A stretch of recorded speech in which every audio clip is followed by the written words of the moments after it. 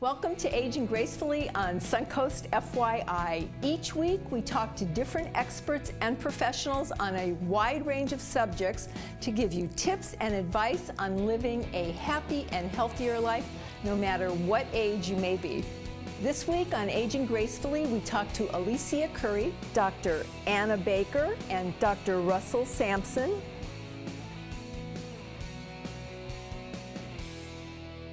This week, author Alicia Couri returns to discuss how our metabolism affects health and aging. Hi. Yes, hi. Welcome back. It's such a pleasure. I love seeing you every week. And laughing more. And laughing and smiling. And smiling. I've been practicing. Good. Okay, so this week we're going to talk about why your metabolism is so important. Yes, so your metabolism definitely is how you burn energy.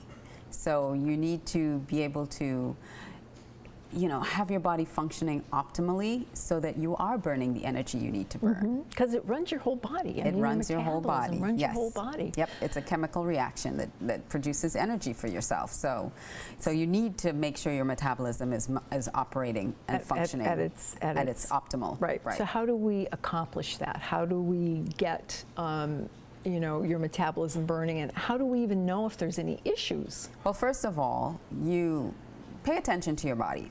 So if you notice that you start feeling sluggish, things that you used to do is tiring you out now. There could be a lot of things going on, but one thing is to check your metabolism. If you're gaining weight, you're doing the same things that you normally do, but somehow that weight is creeping up on you, especially after 40. It starts to just creep, Yes, it's amazing. And so that's what, that was my experience too, is that after I had my son in my late 30s, and then after about 42, I noticed the things that I was eating and the habits that I had, suddenly I was gaining weight. And I had never had that issue before. Oh, it's an awful feeling, isn't it? It's horrible. And then your clothes are tight, and then you're buying a size bigger, and then a size bigger, and it's like, wait a second. Hold the phone, time out. We got to slow it down a second. And so I figured I need to check up on my metabolism because I didn't gain weight like that before. Now, I just want to go back just a little bit. I know in our first segment you told everyone how old you were, and I know you mentioned when you were 42. Do you mind refreshing everybody's memory how young you are? How young I am? I'm 48. I'm close to 50. I'm right knocking on the door. Bravo, bravo. It's not so bad. I know. It only gets better from here. Yes, it does. You enjoy life more. You Absolutely. Enjoy it. Yes. So back to metabolism. What are some of the things that we can do to rev it up? So the key is nutrition. Having the right nutrition in your body will help your energy. It'll help burn the fats faster, and it'll help create that energy for yourself. So what I did and what nutritionists recommend is doing a cleanse. You have to detoxify your body because as the things we eat, the environment we're in, our body builds up toxins. It gets toxic. And when you detoxify, it allows your body to start functioning right. It starts functioning. It doesn't have to battle through all those toxins to actually start working. So there are cleanses out there. There's a really fabulous one. And if you email me, Alicia@aliciacouri.com. I will send you a 72-hour cleanse that really it detoxifies your body, it clears your mind, it clears your thinking, and it really helps to restart and reboost that metabolism. All right. Now, 72 hours is doable. A lot of times people will say a 30-day. I did a 30-day cleanse. Yeah. And that was tough. It was tough. I've done those, and it's not. It's not for the faint of heart. No, you don't smile a whole lot. You don't smile or laugh. But 72 hours. So we could do 72 hours. You can do 72 hours. And you're eating. A cleanse does not mean you're depriving yourself of food. Yes, you're eating, but you're cleansing your body of the sugars and the toxins and the things that are slowing you down and making you sluggish. And you're eating the good things. You're eating things with fiber. You're eating things that actually promote good metabolism. So that's and what are some of the things? I mean, you'd mentioned them early. Green tea? Have some. Yep, green tea. That's a great thing too. It has antioxidants.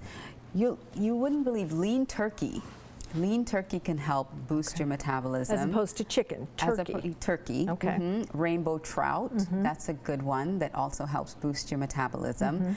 Green leafy vegetables. Always so always good for you. green leafy vegetables. Spinach and kale. Those things help to detoxify Does your it body. matter whether you put them in a smoothie or do you need No. to eat them rough for the Well, if you have roughage? it in the smoothie, it's raw. Right. You're not juicing it. But it's not so much roughage as when You you're are, eating because it. It's still because you're getting the whole all leaf. the nutrients. Right, Okay. the whole leaf. Okay. Juicing is different. Juicing is when you're extracting the liquid out of it. But Right. if you're doing it in a smoothie, they put it in there and they blend put it it out. all in there. So Okay. yeah, so you're getting it. Now I know you had an unusual way of boosting your metabolism. Well, I don't know if it's unusual, but yes, Okay, it worked. for you, It what did you definitely do? Worked. What did you do? Well, or what do you do? what I do? One of the things that I noticed was, well, I'll be honest with you, I don't like to exercise. I really Yeah. don't. A lot of us don't. I know. There are some people that love it, Yes, but this I is true. don't. And so I would go out and I would walk, and I was very inconsistent, which is probably why I wasn't losing any weight or changing my metabolism. But what I decided to do was one day I said instead of walking, I was going to try to run as fast as I could, Yeah. and the same, doing the same circuit that I normally do, which I would walk. And it took me about a week or so to actually be able to run the whole thing, because I would run and stop and run and stop. Yep. But then I realized I did it in 7 minutes. And I figured instead of 30 minutes of exercising whenever I got the opportunity, which Yes. never really came around, Yes, not with children I could and give family. myself 7 minutes. Yes. And I can run that for 7 minutes. And running instead of walking boosted my metabolism. Okay. What if people can't run or don't run? What would an alternative Okay, so be? you just have to amp up whatever it is you're doing. If you're walking, speed walk. Okay. Walk a little faster. But the key too is being consistent with it. You can't do it Monday and then think about it, and then Saturday, Right. and then 2 weeks later, Yeah. okay, and think that you're going to get any Any results from benefits anything. from it. So be You consistent. have to be consistent. But start slow Start slow. so that you don't get burnt out. And you don't injure yourself. Yes. Because the worst thing to do when you're trying to exercise is to injure yourself, because you pull yourself all the way back, and then it's hard to get back on track. Okay. So you want to make sure you don't injure yourself. All right. But one other thing that you can do Yes. is eat spicy foods. I know Okay. some people can't handle spicy foods. Spicy But foods. spicy foods, 8% boost your metabolism at least 8%. Okay. And every little bit helps. That's a great tip to close our show with today. Yay. Thank you again. You're very welcome, and I'll be back. Okay. Bye-bye. Please stay tuned. Aging Gracefully on Suncoast FYI will return after a short break.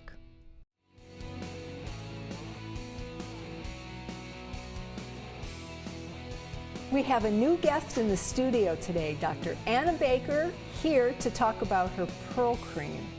Welcome to the program, Doctor. Thank you, Nancy. And I can't wait to get into your Pearl Cream because I've been using it, and I'll keep that a secret for now, how much I love it. Secret's out. But let's start with your background. Let's tell everybody a little bit about who you are and how you came to develop this great cream.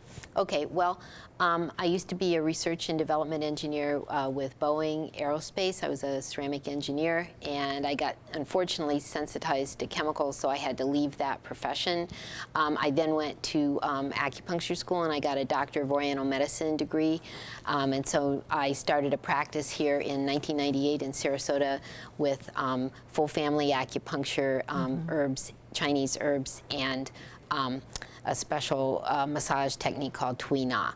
Which you still practice. Yes, but what I do now is actually acupuncture facelift, and I refer people to other practitioners around town who need other type of Chinese treatments. And in one of our future segments, we're going to talk about the acupuncture Yes, facelift. yes, we are. Yes. We're going to start with aging and the stages of aging and how your Pearl Cream comes into play with that. This is actually Demi Moore, and everybody recognizes her. It turns out that when we're young, it's like our face is like a full balloon, and the muscles are all very tight, face is compact, we have deep set, wide open eyes, full high cheeks, we have a very defined upper lip line with peaks, and we have a firm jawline and neck. And then as the years go by, aging makes these muscles slowly lose their tone, and the steps are first in the 40s you get sort of a longer, flatter face. In the 50s, you get a wide and more full face with jowls starting to form. And they're gradual, and very gradual. Happening. So, yes. So as we go along, we age gracefully, but we don't want to age too gracefully, or we want to age more gracefully. That's it. That's so it. How do you help us with that with your face cream? Okay. Well, what the Pearl Cream does is it uses the amino acids from pearls. Pearls are actually a composite of amino acids and microparticles of oyster shell that the oyster deposits on any kind of intruder inside its shell. And the action of these amino acids is to go like this and encapsulate, and then it just builds up layers of that, and that's what we know as the pearl. Right. What I do is I use the pearl with the amino acids in a free state, and in humans then that will make the muscles retighten, and it'll also densify bones. And so what my Pearl Cream does is it will just slowly retighten the muscles exactly back along the way that you age, so you get your own face back.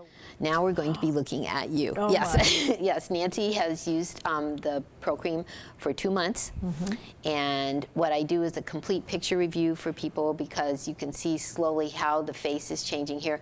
Just to show you how we set the pictures up, I line it up by the hairline, and then I make the iris of the eye the same size in all the pictures, and then I make a reference triangle over the widest part of the face, and then where the tip of her chin is when she starts. So in this picture here, I think a very good point of reference for people, and obviously this is this is a little difficult for me, everybody. You haven't seen me without makeup before.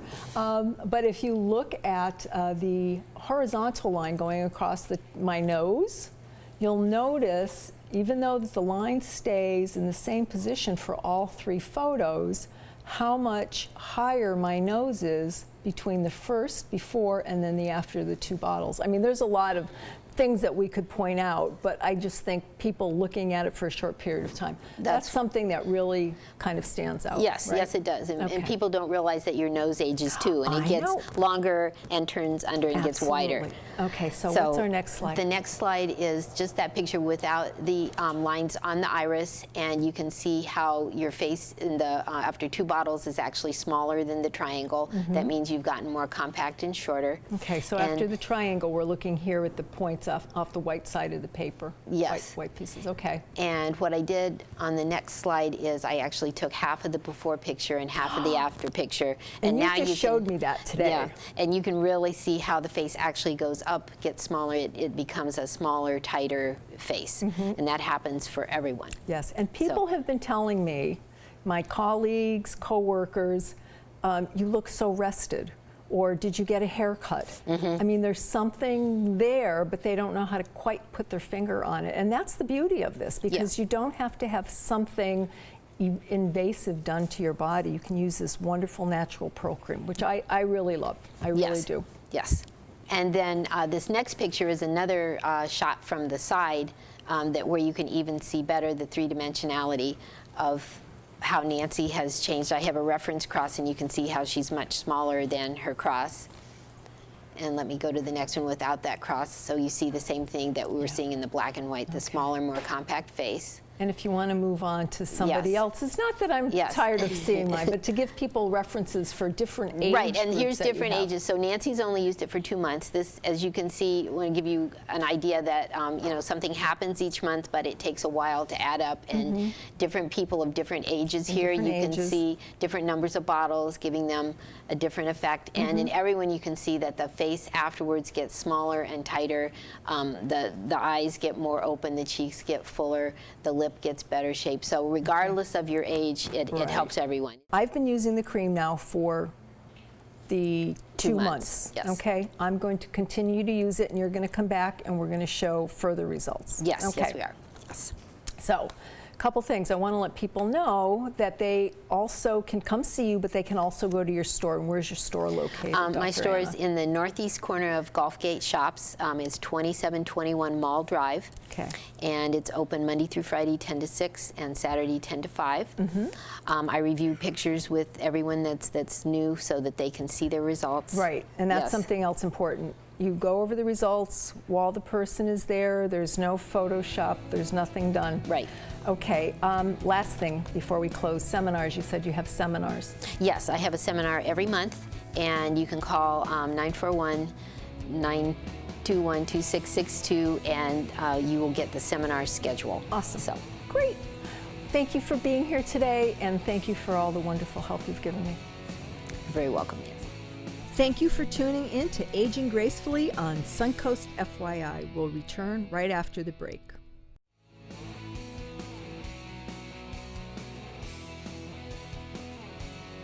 Dr. Russell Samson joins us today to talk about carotid arterial disease and stroke prevention.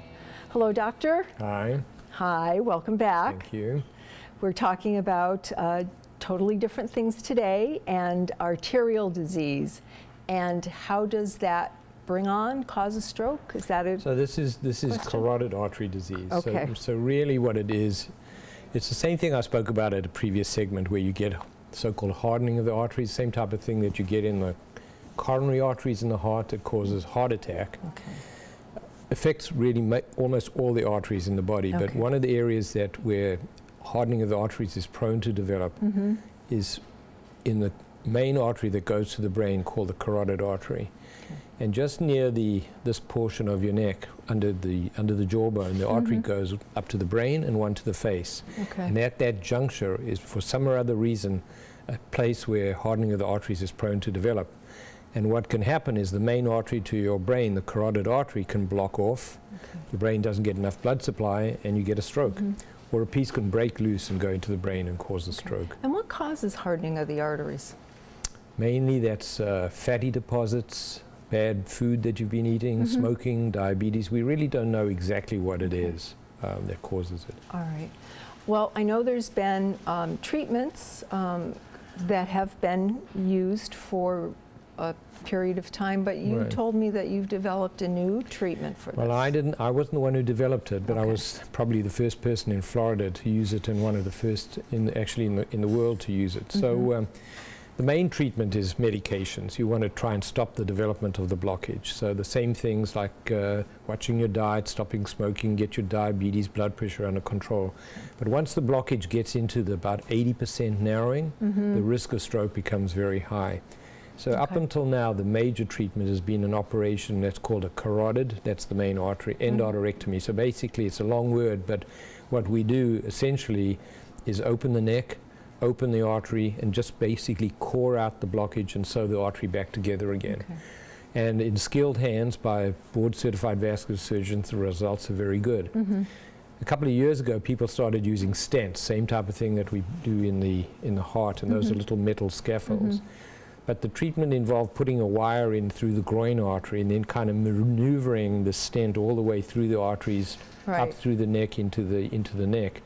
And the downside of that is during that process, little pieces could break loose. Okay, so you don't do that anymore. Well, some people still do, but what we now have is we make a tiny incision at the base of the neck, which can even be done under local anesthetic, and we put the stent in directly through a small incision right here. Instead of starting Instead down of in at the the groin groin. area. Oh my goodness. So that gets rid of a lot of the problems about coming from the Sure. groin. But there's one other thing which is pretty unique to it. While we're doing this procedure, we actually reverse the blood flow out of the brain. So normally blood is going up into the brain. Right. But we have a method of actually reversing it so blood comes out of the brain. That doesn't do anything to the brain. The brain gets more than enough blood because blood is coming up all the other arteries and still going Sure. into the brain. But in that one particular artery, instead of it going up, it's coming down. So if a little piece breaks loose while we're putting the stent in, instead of it shooting up into the brain like would have happened had we put the stent in through Sure. the groin, it just comes back out. And we have a tube that comes out from where we make this incision, and we run the blood back into a vein in the leg. So whatever breaks loose comes out, and goes right back into your body, into a vein where it's completely harmless. Amazing. Okay. And then once you're finished, then you... We just sew it up, and the patient can go home the next day and resume driving and going back to work in 2 days. Wow. Really quite amazing. Okay. Now, when you were saying that you developed this treatment, or I apologize, not developed it, but No, you were I'd the like first to think I developed it. but you were the first one Yes, to right. do it here. Yes. Mm-hmm. When somebody comes to you, like you said, you try to treat them first before you suggest having this done? Well, we or? always try to treat blockages medically until Okay. they get into the 80% range. All Now, right. there's some doctors that will operate at 70%, but usually we wait until it's 80%. Now, if you've had a little warning stroke, we may operate within 24 hours. Okay. But in someone who this is just picked up, usually with the medical doctor, he has a noise in the neck, Okay. or we get a test called an ultrasound. It's a simple, same type of test. We look at a pregnant woman to look at the baby, but Sure. we look at the neck. We can tell if there's a blockage in the artery. Okay. So if we then find that blockage and we find that it's more than 80%, we generally recommend treatment. Okay, and is that the treatment you Well, recommend now? Or up there- until now, we've been saying it's surgery. Okay. But now with this treatment, based on the anatomy of the blockage and what the patient's preference is, we will offer this new treatment. And I think most people are going to try for it. Unfortunately, we can't do it in everybody. There's certain restrictions based on how the arteries actually look that will prevent us from doing it. But it is a very good option. Okay. But there are very few places that it's being done at the moment. Right, and that's what I was going to say. I mean, you were the first one here in Florida and Sarasota to do it. I mean, there's not a lot of specialists. Our group is very well known, not only here but across the world, for our treatment of carotid disease. We have been known to pioneer a specific aspect of the surgery. So when the company who developed this device decided to try and market it around, and it got FDA approved, they came to us as one of the first places to try it out. That's amazing. We are so fortunate to have you, seriously, to have you here in Sarasota. Well, I don't think people appreciate how fortunate they are to have the standard of medical care in Sarasota. Across the board, I Across know the we board, do have yes. amazing doctors. And amazing hospitals, yes, and with a hospitals. very high quality. Right. Yeah. But And it attracts good doctors to be here, and it attracts industry to come to us to utilize new cutting-edge tools and devices, Yeah. which we can offer to our patients. thank you. Well, thank you again for being here, and please tell our viewers your website for us, please. www.veinsandarteries.com. Okay, nice seeing you. Thank you. Thank you for tuning in to Aging Gracefully on Suncoast FYI. To find previous episodes, go to snnTV.com under programming. See you next Saturday and Sunday at noon.